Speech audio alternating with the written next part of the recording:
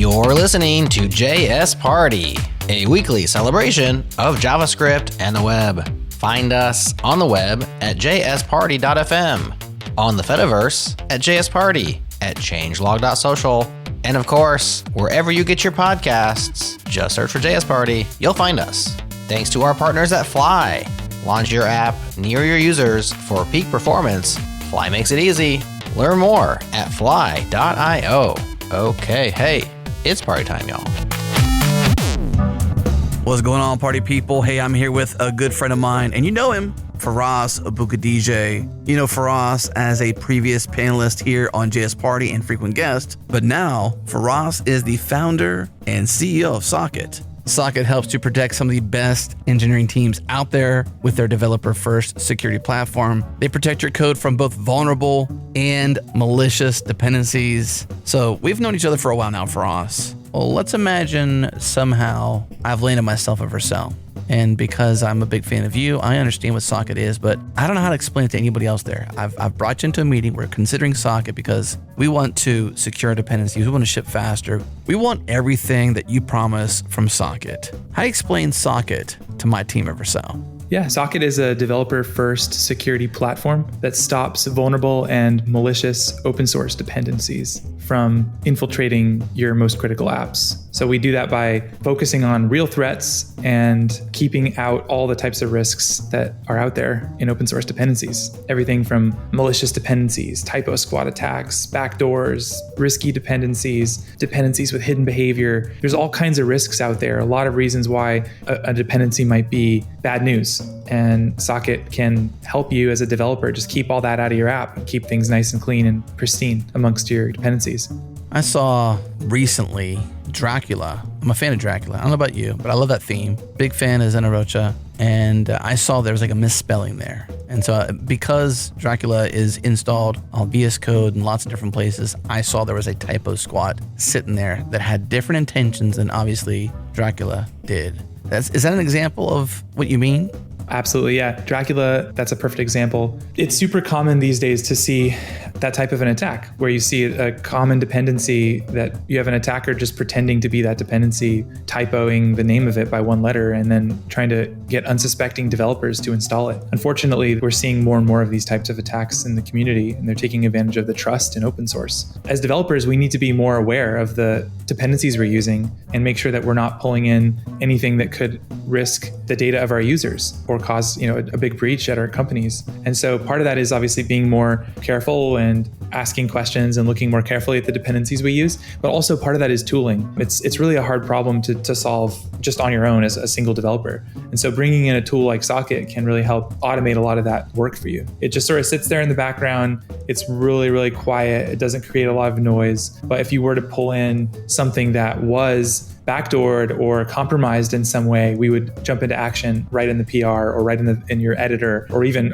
as early as you browse the web. We have a web extension that can actually give you information if you're looking at a package that's dangerous, or if you're browsing Stack Overflow and you see somebody saying, hey, just install this dependency to solve your problems. A lot of times even that can be a way to get the attacker's code onto your machine. So Socket jumps in at all those different places and can tell you if something is dangerous and stop you from owning yourself. Yes, don't get yourself owned. Use Socket. Check them out. Socket.dev. Big fan of you, Faraz. Big fan of what you're doing with Socket. Proactive versus reactive, to me, is the ultimate shift left for developers. It is totally developer first. Check it out. Socket.dev. Install the GitHub app, too easy, or book a demo. Once again, Socket.dev. That's SOCKET.dev.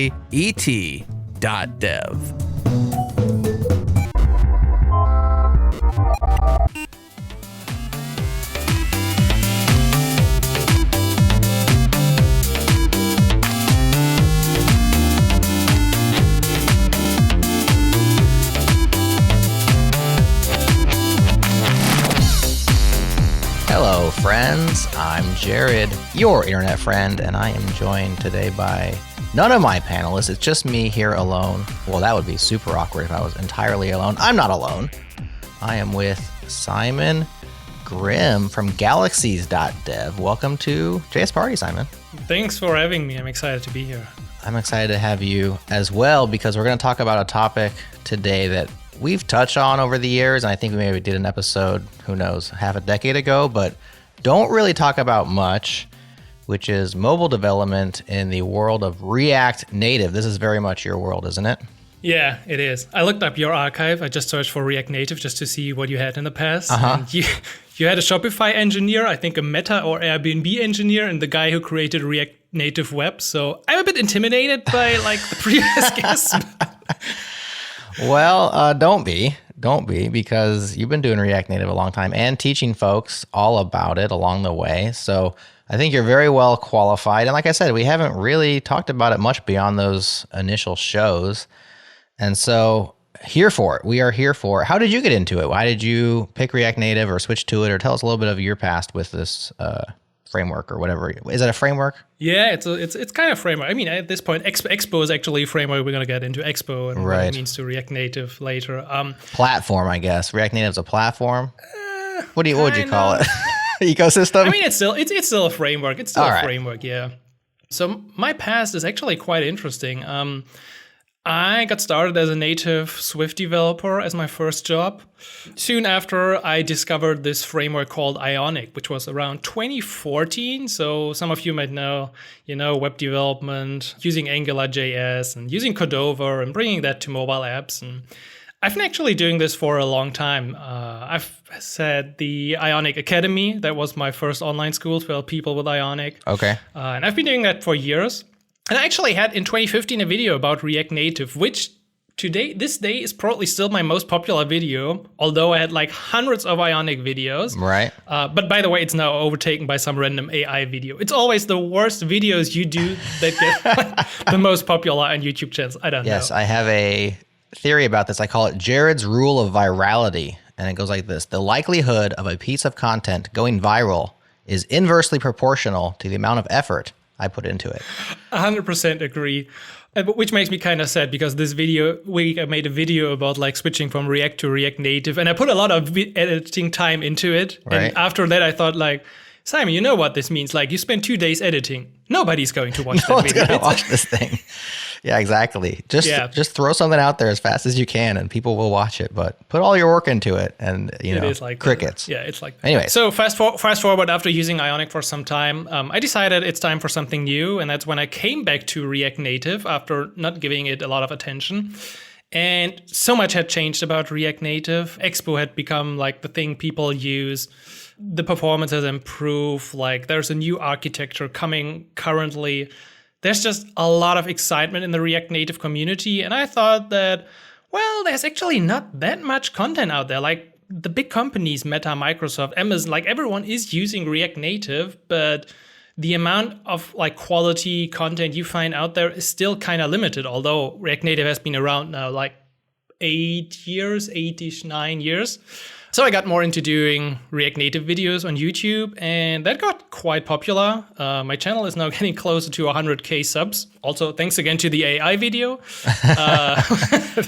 And in the meantime, I'm building up galaxies.dev, as you said, which is my platform to help people get quickly into React Native. And I'm doing also a podcast. Rocket Ship Podcast is my podcast where I talk with React Native developers and the creators and the brains behind it to like share the good news and about what's going on, because there is a lot going on. I mean, we all live in the JavaScript ecosystem, so we know the pain of like not listening to the news for 2 weeks and then like 2 major new versions are out. Right. And it's the same pace in the React Native world. That's interesting. So for those who are completely uninformed or have heard the term React Native but have never actually looked at it and said, here's why I would use it or choose it, what's the elevator pitch? Why would folks even pick up this platform, this framework, this toolkit? So with React Native, you can build cross-platform applications. The initial idea from Meta or from Facebook back then was that they wanted to have a better way to develop their own iOS and Android applications in a faster way, which has, of course, grown a lot. And at this point, you can build for so many more platforms. We can talk about that later as well. But basically,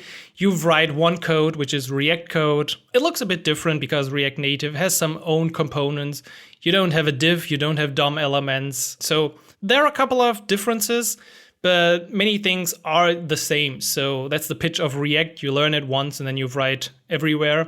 So if you know React, if you know hooks and states, and you use all of that with React Native, but from that code, React Native generates an iOS and an Android app. And the great thing here is that that's actually the difference to like Flutter, Capacitor, Cordova, all these things out there, that React Native will render your React code, the elements you use, to native elements. So I get a native iOS text input or an Android text input or a scroll view or whatever component. If you're using something like Capacitor or Ionic, you get a component that looks like the native input, but it's actually a web component styled with CSS. And on the other hand, you have Flutter, which is like the other popular shiny thing that people use these days.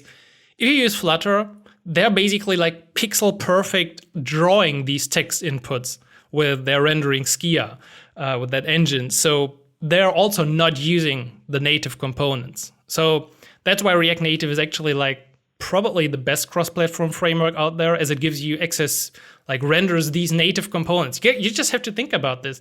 Apple engineers have spent like 10, 15 years engineering that damn text input field. They know like stuff about accessibility and borders and shadows, and like, why wouldn't I use that? It just doesn't make any sense to use something else. There are pain points with React Native, of course. Everything has some pain points, but that's the extended elevator pitch. Yeah, totally.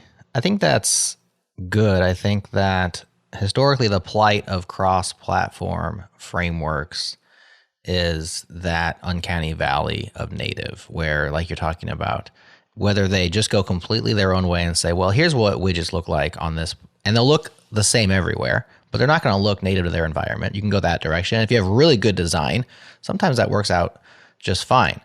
The other one is like, we're going to emulate and simulate and try to look as close to native as possible, but we're still going to use web tech, or we're still going to use our own rendering engine, and it's not going to be native widgets. And that has just always been so disappointing for end users, because you're like, this looks like what I expect it to be, but it's not what I expect it to be. And the finer points of that user experience, especially on a phone, something so personal, so in your hand and close to your eyes, and used all day long, to where like you can locate the different parts of the UI without looking at it because you touch it so many times. Well, in this particular application, it's off by 10 pixels, and so I don't actually get the touch down. You know, those things really do degrade the way it feels to use an application. And so the fact that you can write once, run anywhere, but in each place they're not establishing their own paradigms and widgets, they're actually using native widgets, I think is, I guess, the killer feature of what React Native provides. But what about platform-specific features? So a lot of times you're then coding against the lowest common denominator. Like, well, Android has this thing, iOS has that thing. They're very similar, and so code it once and we'll do the right thing on each platform. But what about things that iOS does that Android will never do, and vice versa? Can you reach through React Native and get to those very platform-specific features, or are you locked out of that kind of stuff? I mean, in general, of course, you have access to the native platform APIs. So if we take the easiest example, the camera, which is available on both Android and iOS, you use a package for that. React Native has a package for that. But by now, I'm a big fan of Expo. And I mean, in a minute, we should probably talk about it, as we've mentioned it a couple of times. But you just basically install a plugin and you call like expo camera.capture. And it calls the according native iOS or Android implementation. So, I mean, these both Capacitor and Flutter, they all have this mechanism of reaching the native APIs at some point. They just do it in a different way. It's always some sort of bridge, if we want to keep it easy. And it's for React Native until now the same.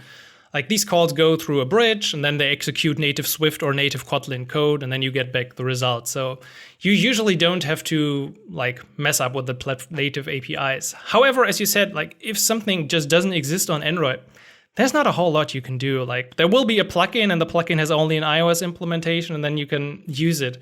I think we have to be honest, like, this is something people complain about often, or that I hear about often, is that Android is a little bit an afterthought in React Native. You can feel it sometimes. Like I just did a video about like all the cool things, big titles, automatically blurry header and stuff. And then people comment, yeah, good luck on Android. I mean, platforms have just different philosophies. You got Android with material design and iOS with like their own Apple guidelines. So it's hard to unify UI stuff. 100%. Yeah. All right, let's unpack Expo because, like you said, we mentioned it a few times, and you seem to be a huge fan. I hadn't heard it until I started watching some of your videos this morning. So, Expo, what is it, and why do you like it so much? Okay, so in the past, Expo was called Exponent, and it was like a suite of tools on top of React Native, and it kind of made your development flow a bit easier, but it was very hard to get out of it at some point. And that's what people usually complained about because projects get complicated, you get native modules, you need to tweak this and that, and they were kind of limited by Expo. However, Expo has, over the last, let's say, 2 or 3 years, completely turned that around. By now, the recommendation, actually the real recommendation from React Native is to use Expo for new projects and not the React Native CLI.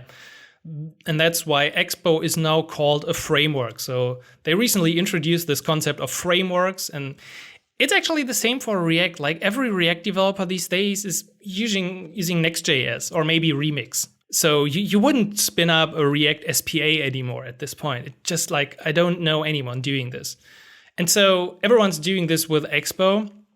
But I think it's still confusing to people what Expo actually is, because Expo is also a company. They have what's called EAS, Expo Application Services, which is all around like building your mobile application in the cloud. If you don't have a Mac, you can build in the cloud. You can set up pipelines. You can submit your app automatically to the App Store. You can share preview versions with your colleagues. Like they have all these additional services. But under the hood, Expo is also an open source framework. And I think this just makes it really complicated. And I think they honestly have like a branding or marketing or positioning problem. I think they're kind of aware of that. It's just like hard to rebrand or like persuade people that they're not the same as they were 3 years ago. Right. Yeah, so you hit their website, expo.dev. And of course, they have star us on GitHub and they say open source. But they also have Expo and EAS right there. And as a complete noob, I say EAS, and I'm like, I have no idea what that means. But there's also pricing and careers in their header. So this is very much one of those newfangled hybrids of a open source project meets a business, meets a service or a platform. And a lot of times it is difficult as a developer to tease apart what exactly you're looking at and what you're going to get in the open source side and what you're not going to get. But it sounds like what you're saying, Simon, is if you don't have a server-side application, then EAS is maybe providing those kind of things, I assume, for like push notifications and user accounts and storage and all that kind of stuff? No, not really. It's not like a database, nothing like Supabase or anything like that. It's more like DevOps tooling, I'd say, like building your application, connecting so like it to building and deploying. Yes, exactly. Okay, submitting. Okay, now I'm going through their things. Updating. Yeah, they have EAS build, submit, and update on there. And people love that, honestly. Like companies really love that. If you're constantly releasing updates to the app stores. Is it a pain in the butt to just update your React Native app and ship it back to Apple and Android? I mean, you can somehow automate this yourself if you set up whatever kind of build system, and then there are like fast lane tools you can configure, but it's a lot of manual stuff and it can break. Yeah. And they kind of like, they played that game through and just give you the best of the best at this point. But of course, you got to pay for that. Sure. What if I just say, okay, I'm not going to give these people any money. I'm just going to go open source Expo. What do I get from that? Okay, yeah. This is the free part, the Expo SDK. There are tons of plugins. Just as I said, the camera, contacts, image picker, whatever. They have a list of like, I don't know how many plugins they have. So you can use these plugins. They're, in some cases, a wrapper around an existing React Native community plugin. In some cases, it is an Expo managed plugin. It's just a lot of plugins they offer that you can use. Beyond that, they also have a super interesting library called Expo Router, which helps to Okay, we're getting really technical at this point. But traditionally in native applications, you navigate from screen to screen, you push stuff, you have a stack and you have a tab bar, and like all of that is like a loose concept. With Expo Router, Evan Bacon, the creator of it, actually implemented file-based routing for native applications. So what you're used to from Next.js, SvelteKit, or whatever, everyone's using file-based routing. And you can do the same now with Expo Router and React Native. So Expo Router sits on another navigation package, and you just put up like a index.tsx, and then you do a folder about something and put another index in there. And the cool thing is that this gets you closer at some point to creating universal applications. So you can not only do iOS and Android apps, but if at that point you also build a web application, they're going to have the same path. So it's going to be like mypage.com/about, because the page is called about.tsx in your React Native project. So this is one another. This is one of the Expo projects. So it's really confusing. It's cool actually to see like how confused outside people are that have no idea. And I think as well, like putting EAS here in the title is really confusing because you have no idea what this means. Beyond that, I mean, there are, as far as I know, funding a lot of other projects. So Expo is putting money into like making sure that specific key libraries are maintained, like they're sponsoring maintainers on GitHub. That's kind of happening behind the scenes, but yeah, they're investing a lot of money into the whole ecosystem. And at this point, I think the community has recognized that Expo is now the way forward.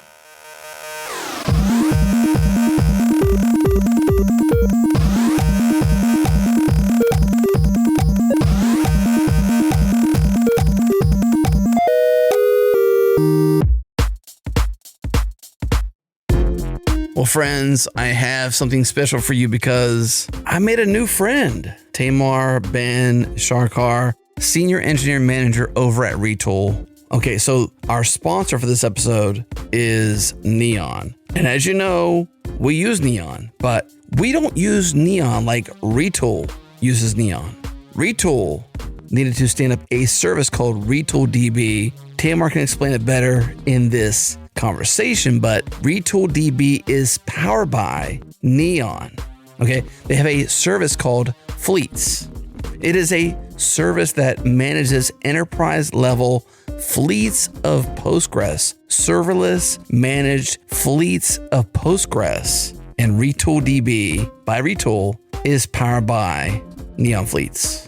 Okay, Tamar, take us into how Retool is using Neon for RetoolDB at large. So one big problem we had with Retool, we wanted users to have value, production value as soon as possible. And connecting to a prod DB in a new tool is not something that people will do lightly. No. But they're much more likely to then dump a CSV into Retool. And so because of that, we said, okay, well, what if we just host databases on behalf of users? And then they can get spin up really fast. And we really saw that take off. Problem we had is we didn't have a big team. We couldn't spin up a new team to support this feature. So what do we do? Yeah. And so we were looking, okay, what are the options out there? And we found Neon. Neon is a serverless platform that manages Postgres DBs. And so okay, that's interesting. Let's kind of look in further. What's kind of really unique about them is you really only pay for what you use, which is exactly the use case that we have, right? Because we want to provide this to everybody. Not everyone uses it. Not everyone uses it all the time. And so if we had to us manage a bunch of RDS instances, for example, right? Like basically we'd have a whole infra team to support, figure out, okay, when are they on? How do we do?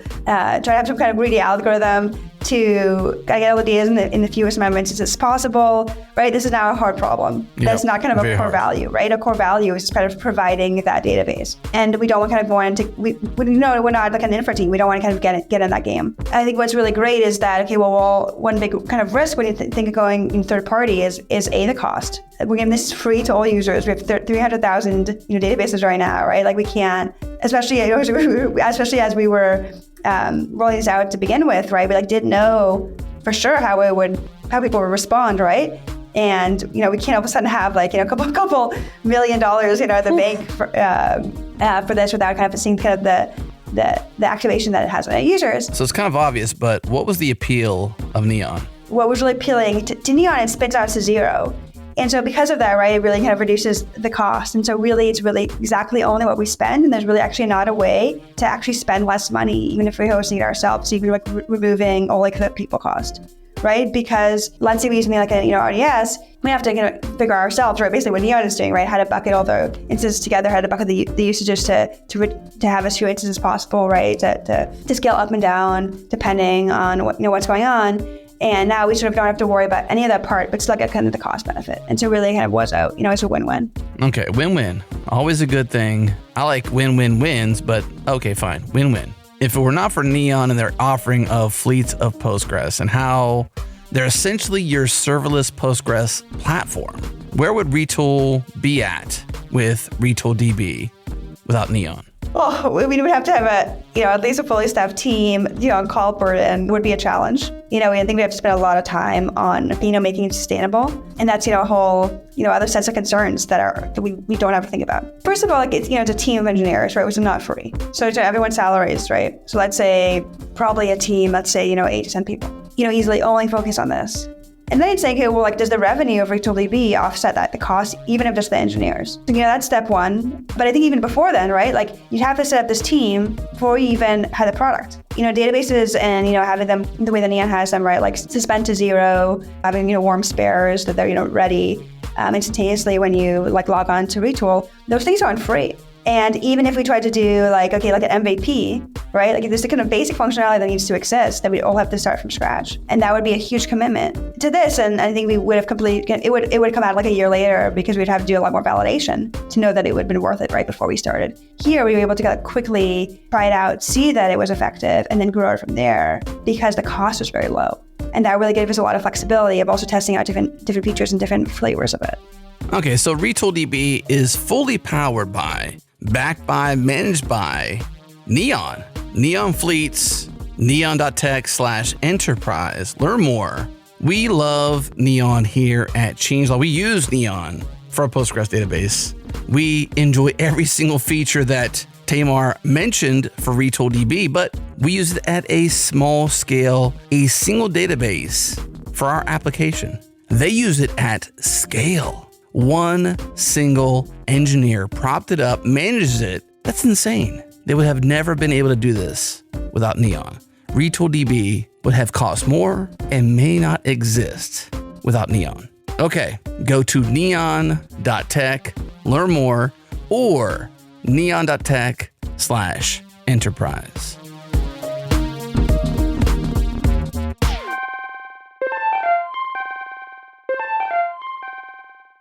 So are there any ties between the Expo team and the React Native team, or they're just simply simpatico, or were they ex-React Native folks, or do you know any of the history or the relationship between these two? Because I'm seeing a similar relationship between the React team and Next.js and with Vercel. And it's very interesting, especially around the launch of React Server Components, where they're you can get them inside Next 13. This was back 8 months ago. And I was well, that's interesting. The React team has an official push towards Next.js. And there's obviously technical reasons why that is. It's probably the best implementation using RSC that was out there. And of course, it's more for library and framework authors at this point than it is for end users. At least it was when they were pushing it. And I'm just that's weird because, there's no official relationship between Meta and Vercel. What about React Native team and Expo team? Is there anything there? I don't know exactly if people from Meta are at Expo or at Expo working at Meta. I just know that they definitely have very close connections. So I see it in the GitHub issues that Meta is opening and that folks from the Expo team are replying or fixing bugs. And that's the interesting thing about the whole React Native community. There are companies, they're like agencies. One is CallStack, and there's Software Mention. Some of these folks do a lot of open source for React Native for key libraries. And they sometimes also contribute to Expo. So it's a very, I don't know how to call it, but it just keeps working. And on top of that, also Microsoft, for example, is actively contributing to React Native packages. So they have made React Native Mac OS and Windows, because with React Native, you can actually build better Windows applications than with with their own tools. Really? Yeah, at least I think they are better than Electron applications, because Many people made Electron applications for Windows, and then they made React Native for Windows. So Nice. So are you going to get native Windows widgets with React Native? I think you can do. I haven't done this. I'm a Mac user myself. Sure. But just last week, I tried something else, which is pushed forward by Amazon. So they pushed the React Native TV OS stuff forward, so you can get it on Fire TV. And just last week, for fun, I did an Expo project, React Native, and deployed it to my Apple TV in my living room. Nice. So Was that hard? No, absolutely no. Okay. Tell me more. I mean, I had forgotten to set one variable. That was the hard part. Okay. Once I had that, it actually. That's always the hard part, isn't it? It's always the hard part because you think you're smarter than the docs and you don't need that line. So I Right. skipped that, and then of course I had this. But that's what I meant previously. It's not just iOS and Android at this point anymore. You can technically do, like as I said, Apple TV and Fire TV, Fire Tablet. You can do Mac and Windows apps, and I've seen demos of Expo applications on the Vision OS, where people actually Really? have the Vision OS and they run their applications in there. Okay. So it's way beyond mobile at this point. Absolutely. It's way beyond mobile, and it's reaching into web as well, which is funny because, I mean, initially it was meant for people from the web coming to native. And Wait a second. now- Wait a second. React Native apps for the web? Yeah. There's something kind of deliciously ironic about that. It is, definitely. Yeah, I still wonder as If well. only there was a React that went straight to the web, then we wouldn't need that if we only had some sort of React for the web. That's cool though. Is it feasible then? Which is kind of the panacea, the silver bullet. Like the ultimate goal is like single code base deployed to every platform. You got it on phones, you got it on TVs, you got it on the web, you got it on the command line. Now I'm getting ambitious, but Probably. probably. Is that actually feasible, or is there so much difference even inside React Native's and Expo's world that you're still probably going to have different projects for certain things? I think some platforms are just too different, especially if you're talking about like an iOS application and something for the Fire TV or so. I just learned the other week that like building TV apps requires a completely different mindset. You have to think about people sitting 3 meters away from the screen and being relaxed after work. So it's not just the screen is bigger. You have to make icons like 100 times bigger. Like how the TV apps. So I don't think that unifying everything works here. It is possible, as I said, for iOS, Android, and the web. The web output, if you use Expo Router, you get the file-based routing. You can actually use CSS at this point with Expo Router in that web stuff. I think it's not entirely there yet. So if you have like a super complex thing, I probably wouldn't go down that route yet, speaking right now in 2024. But I think they're working in a very interesting and ambitious direction here. There's a lot going on as well at Meta. So a couple of months ago, they released or open sourced a library called React Strict DOM. Okay. I don't know if you heard about it. It looks quite interesting. So you can technically use it in your React Native application, and then you don't have like these native specific views and scroll views and text inputs, but you're actually using a tag that looks like html.div, html.h1, html.p.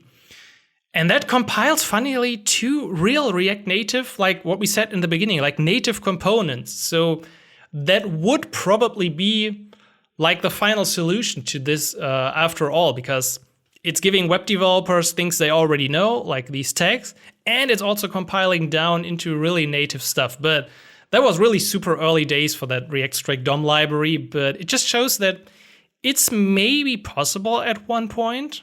So it's like a glimpse into the future of both React and React Native. Yeah, I found their GitHub repo, which we'll put into the show notes. They do call it an experimental integration of React DOM and Style X. Yeah, It exactly. aims to improve and standardize the development of styled React components for web and native. So early days, like you said, but yeah, that could be very interesting if it matures. I mean, to wrap it up on the universal app thing, as I said, you can do like good applications with React Native for both native and web. A good example I always give is the blog of Evan Bacon. He's the creator of Expo Router. So if you check out evanbacon.dev, this is his blog, That looks actually legit, like a legit website. And then if you resize it, it becomes a tab bar. So on the mobile phone, it would actually kind of look like a native application. It performs pretty good. He has some nice animations going on and stuff. So here's actually the cool thing is that this is open source. So there's a GitHub repository for that whole thing going on. So he's really dogfooding everything he's putting into Expo Router, which is cool to see. But if you really like want to get the latest and greatest, I think the only way currently, or the probably best way, is to have like a mono repository in which you have a Next.js application and an Expo application. And then use Next for the web, use Expo for native platforms, and then share the logic through some components. Yeah, that makes total sense. So if I was going to start a React Native project today, you start with Expo. You don't start with React Native and pile it on. You actually go to expo.dev or go to the npm install Expo or whatever it is. And you start there, right? Like it is basically interface into React Native for you. You can use the Expo CLI. So you can just run npx create -expo-app, give it a name, and then select template. And then it bootstraps your template locally. And with one other command, you already have the application up and running on like a simulator or your connected device. So Expo has this thing called Expo Go, which is like its own app. And in that app, they can serve you a preview of your app, which is quite nice. It's very limited, actually. You quickly outgrow that. But for folks that are new, that are getting into React Native, it's a cool thing because you don't really have to open up Xcode or Android Studio. You don't really need to mess with the native tooling, and it just simplifies a lot of things. Mm-hmm. Let's say you're using Expo on a Mac. Obviously, you have access to Xcode, and you want to run Android Simulator or on Android stuff. What's your process there? Do you have to get another device that has Android on it? Is there an Android Simulator for Mac? Yeah, you can just use Android Studio. There you can set up an emulator. It's actually, did you know there's a difference? So for Android, it's called an emulator because it emulates the hardware. For iOS, it's called a simulator. Because they're simulating the API calls as if it was a... I don't know specifically, yeah. But yeah, it's something I learned. It's called, for Android, it's an emulator. And for iOS, it's a simulator. Okay. Things you never wanted to know. Things you learn, when you're deep into the weeds and you're like, why is it not an emulator? You're sick of coding and beating your head against that missing variable that you didn't realize was missing for 45 minutes, and you're like, exactly. Why is it an emulator? But yeah, there's no problem. You can with a Android Studio, you can set up as many emulators as you want. You can spin them up.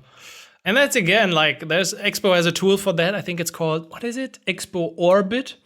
So this is like in the Mac OS toolbar. It's also available for Windows by now, where you can like easily launch your simulator. And you can also pull down the builds from EAS and run it on a simulator. So at the last conference where Expo was, they said they're all on like iteration speed because that's really important to most companies that are building native apps. And so, yeah, I mean, you can just imagine like sharing your code is always like challenging, especially then for native apps. They have to be built, or you have a PR, something going on, and they're building the tools, the paid tools, of course, to make that easier. Right. But to be honest, like, I think I haven't paid for Expo yet, and I'm using a lot of the stuff. I mean, they gave me access to some parts, of course. I did this for some videos, but you don't have to pay for Expo if you just want to create good React Native applications.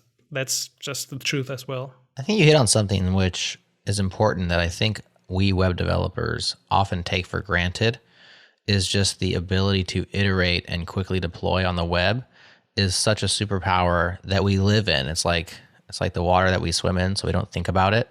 But then you go develop for native and mobile, especially with the app stores and the review process and the beta process, which is onerous. And it's so painful compared to the web. And so there's a giant gap there. I mean, of course, the old joke is like, you SSH into the server and you're like live editing index.php, which isn't great development practices. But the fact that you can do that, and then your answer to your user who's reporting the bug is refresh the page, right? And they refresh the page and it's done. We just are used to that. Of course, our build and deploy processes are more than that, generally speaking. But there's still, it's just like, you can roll out and you can deploy all day long, 100 times a day. And really on mobile, it's not like that. And so, yeah, that gap, I can see where there's a lot of room to make money living in that gap and bringing web-like development and deployment experience to native developers. People will pay for that because it's really valuable. Yeah, I mean, there are actually two things to this. So the first is that if you do it the traditional way, as you said, you have to build an application, you have to submit it to Apple and Google, they will review it, and you can have like a speedy review if there's like a critical bug, but you're at least looking at like half a day or maybe a couple of days. And that's not even thinking about like company internal review. In big companies, the review process of like a new push to something can be a week alone as well. So good luck fixing a bug in something faster than a week. Also, Apple might take like 5 or 7 days if you're a big company because they're checking the whole application, what you changed. So it's just like a nightmare if you have a bug, of course. But on the other hand, that's the cool thing about React Native as well. There's something that's called over-the-air updates. So you can technically replace assets and the JavaScript bundle of your application without going through that process. So as I said, it's called usually over-the-air updates or code push or whatever you want to look it up. And of course, you can do it with Expo, so they have a build service for that as well. I don't know what the pricing is for this as well, but I know that many companies are using it, of course, because you can, in that case, instantly fix a bug. But of course, this is only about the JavaScript code. So if you add like a new native plugin, you would have to build a new application and submit that. But still, in many cases, that's enough to fix a bug. Like you don't need a new plugin, you just forgot that variable somewhere. So it's a quick update and then the user probably doesn't even notice it. What other pain points are there or are they trying to fix? I would assume automated testing, difficult on native. Are there helps there or is it still a pain? I think for automated testing, Expo hasn't done anything yet. I think there's another company called Maestro. They are doing some pretty cool stuff with automated testing. So there were testing frameworks and tools in the past, and they're still used. But Maestro made like especially UI testing a lot easier. You can like define click path, and people are quickly jumping onto that. So no, Expo hasn't done anything for that yet. I mean, pain points. There are enough pain points. Let's hear them because we can't. I want to paint a full picture. If you look at the, there's a state of React Native survey, just like there's a state of like web survey that was done like probably half a year at this point. Usually what's at the top of that list is debugging. Debugging and React Native, these words are definitely not friends. So every React Native developer has problems with that. Because on the web, you just bring up the browser tools, the console, and then from there you go. With React Native, it has been a lot challenging.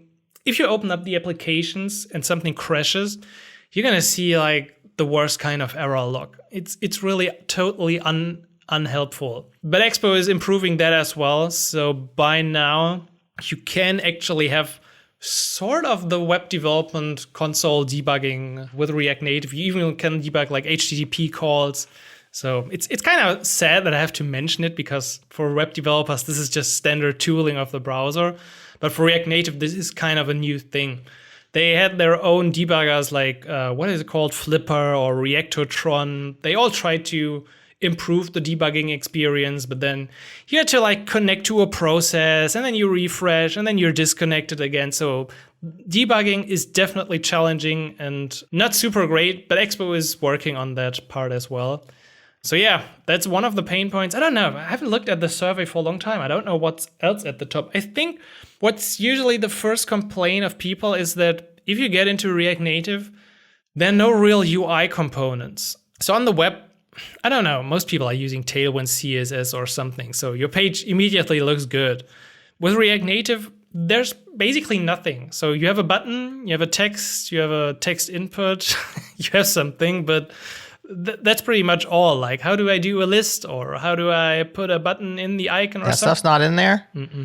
It's not in there. Yeah. It's never going to be in there? Because, I mean, it's been 8 or 9 years by now. You think they would have gotten to their list component. I mean, React Native focuses on different things. So this is taken care of by different UI libraries. Okay. But they all have different approaches and there's like... So you have to style your React Native applications, you use the Style Sheet API, which is basically... It sort of looks like CSS. The names are just like, what is it called? Camel case, I guess. It's not like with the dashes, it's like text align and then the A is capital. Yeah, camel case or... It's camel case, yeah. So this is how you usually style your stuff. But that also means you can't easily like copy over your CSS from the web into React Native applications. Maybe with some AI, it's probably possible. But if you want like just good looking components, there are many different libraries out there, and you have to spend at least like 3 days searching through what is the best solution for your use case. I think this is what people really hate when they get started. Yeah, that sounds awful.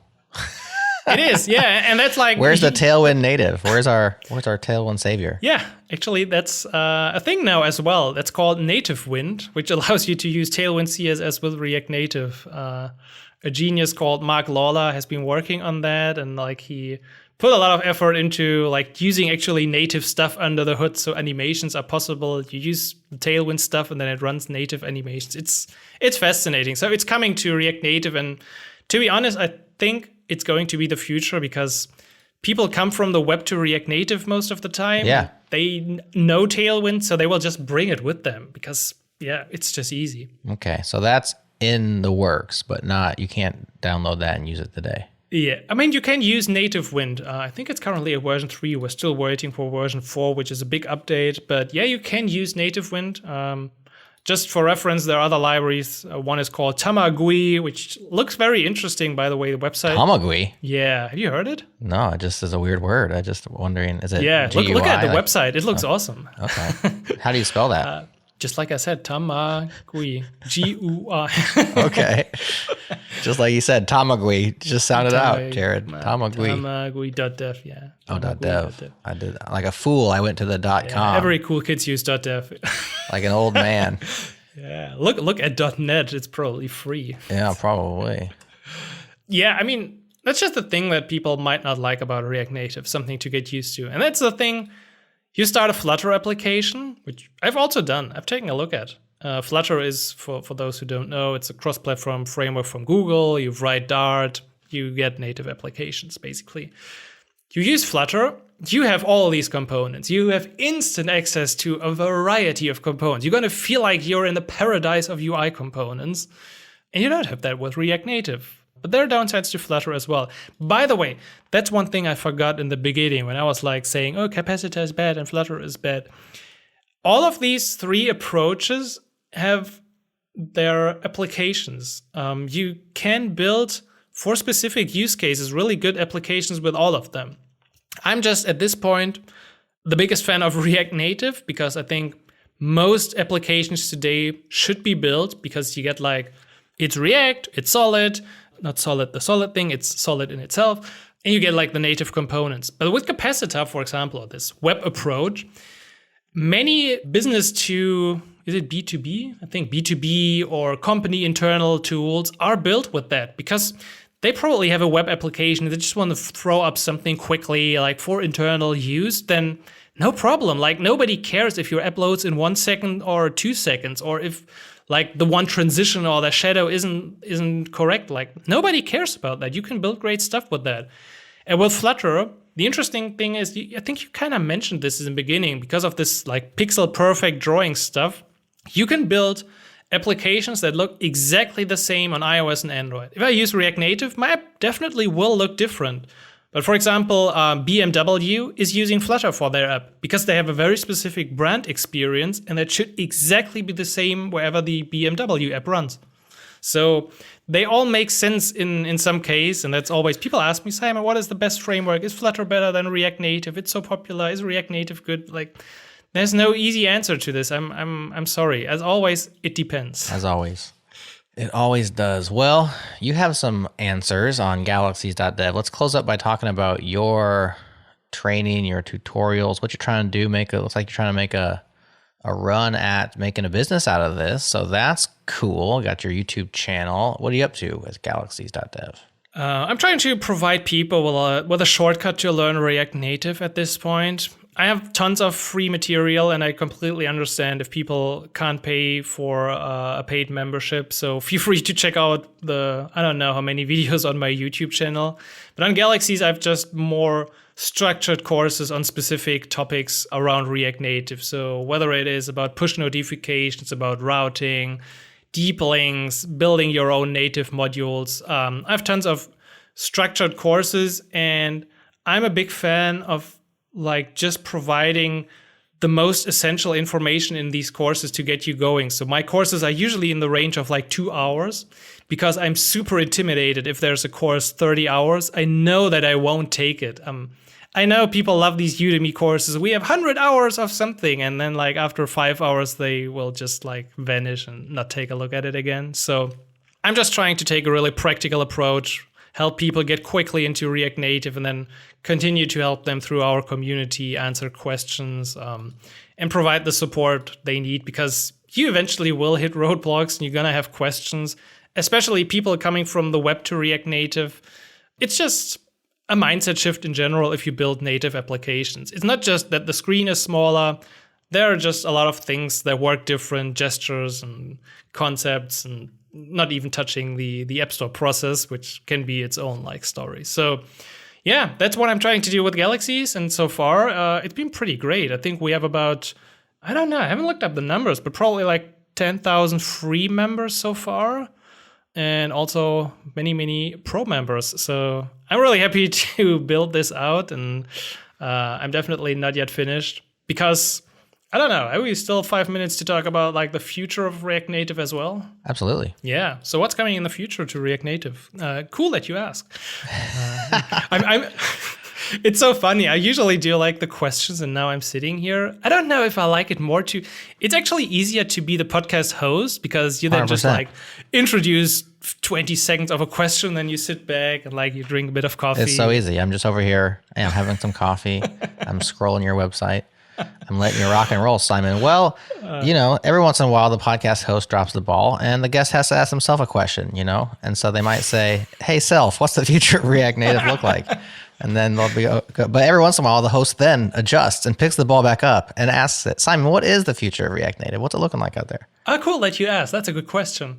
So just recently, Evan Bacon, again, creator of Expo Router, made a pretty cool demo of using React Server components with React Native. Okay, we probably have to you have to think about that for. Okay, I'm getting nervous now. Okay, so these things, we probably don't have to get too technical. And also, this is not yet ready. This is maybe end of this year or like 2025, because Expo, of course, will provide us some hosting for the server components so they can make probably a business model out of that. But he made a demo, and it's actually possible to stream back these components, the code from the server to your app, and then within your app actually render native components. So on top of having code push available to fix your bugs, you then have another way of building more dynamic applications, because of course you can change what's coming from the server pretty easily. So this is one thing coming to React Native. As we touched on the React Strict DOM, it's experimental, but I'm curious to where Meta is taking this in the future. If we maybe at some point really have a unified language or syntax to create both native and web applications. Expo Router is pushing forward. I think they're going to do one more major version, and then it's really stable. They had planned this for 4 versions, and we're currently at 3.5. So at that point, you're going to have a really stable file-based routing. By the way, this is once again of these funny things. You can actually have API routes with Expo Router already. You just need to take care of deploying them somewhere, because you can't deploy API routes in your native app. But you can technically have the code in your React Native application. You can have an API folder, define my get post, whatever in there, and then deploy it. So you have all the code in one repository. So just no API to serve it from. Yeah. Right. So all these things, React Native server components, file-based routing, the improvements of Expo to debugging, the involvement of Microsoft, Meta, Amazon, Shopify, everyone in React Native community, it's just very vibrant. And the last thing I want to mention is that at this point, they're also rolling out something called the new architecture, which we definitely don't have to get into right now. But easily speaking, as I said in the beginning, there's this bridge in React Native applications. So from your JavaScript React code, you communicate with Swift and Kotlin. And through that bridge, you kind of have to like unify it all the time, the messages with JSON. So they're like transformed to JSON and then sent back. And you can imagine that that is slow. And this was always the bottleneck of React Native applications. And for the last years, Meta and the whole community have been working on this new architecture, which basically completely gets rid of this model. You have like JSI and code generation and a lot of C++ going on to make that a whole lot faster. And this is by now becoming the new default. It's just not the default of all the plugins existing in the ecosystem. So many authors have to embrace this. But I kind of feel or hope that once the new architecture is completely there and like the last rough edges are burned out, that, I don't know, maybe React Native can go to version 1 because we're still at 0.75 at this point. Really?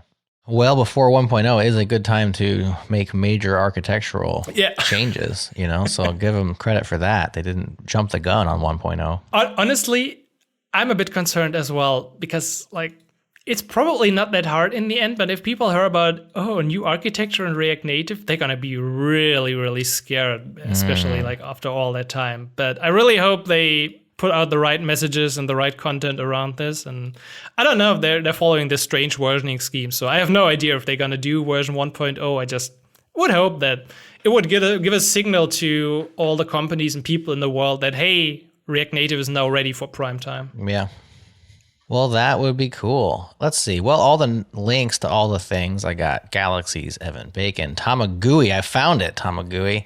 React Strictdom, Expo, of course, and we'll link up Simon's YouTube channel as well. Is that the best way, probably just to keep up generally with what's going on in the React Native world? Because I assume you're posting videos a lot of when the new architecture gets adopted or when this brand new native wind thing that's going to change the world goes official. Like you're dropping videos a lot, right? It might look like this. Yeah, I drop one video per week on my channel, galaxies_dev on YouTube. And every other week, I release a podcast episode on the podcast, on the Rocket Ship podcast. So if you enjoy listening to podcasts and want to learn more about React Native, check it out. We have casual interviews coming every other week. And yeah, just trying to keep the React Native community updated with my videos.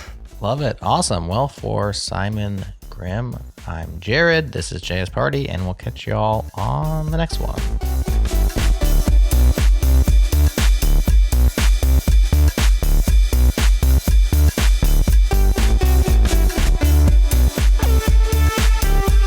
All right, that is our show for this week. Thanks, as always, for hanging out with us. Next up on the pod, we are talking to Philip Burkhart, who believes in a future in which the web is a preferred environment for numerical computation.